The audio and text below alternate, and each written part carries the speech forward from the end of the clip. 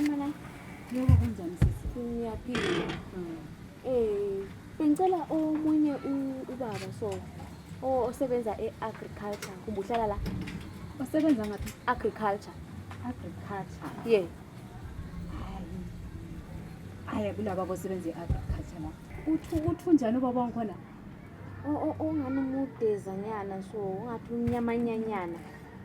Uthe ungumahla uMahlalela. Yeah. Hayi uMahlalela phela lo ngosumumbu uthengisa lo mbhida. Asebenza e-agriculture. Hayi wena. Mawusithi uMahlalela phela. Hayi uMahlalela wosumumbu. Uthengisa lo mbhidi ijomoliya yona le. Ukuthangela imbizi ngibone bebayisuye ngoba nithe usebenza e-agriculture. Angithi ngimbizi. Ngendlela yami yakhona vele ungani ngubaba sibili ngubaba osebenza e-agriculture. Yeah. Ayinkunzima.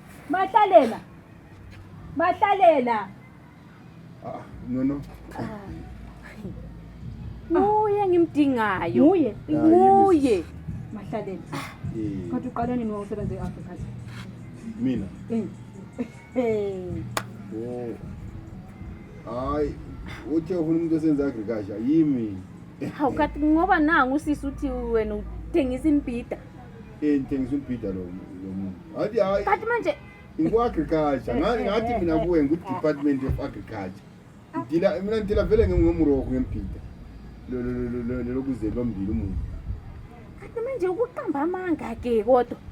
Ngabe wahle watsho ukuthi hayi mina straight to the point. Hayi ukuthi uzifaka ngathi uzifaka endaweni engathi. Vele i-agriculture phela ilokuzeni ukuthengisa impilo ngithi agriculture. Lokana sisivele izilimo. Kati agriculture sokulima. Izilimo ziwela ngaphansi kwa-agriculture. Ngangizange uzwe kahle senza ngathi mina ku-Department of Agriculture. Ngaphansi kwa-agriculture. Kanti abantu besemangele. Sesiphelelwe mina. Hayi nguye sisi njengoba sezowabuya ngiyenhlekisana naye.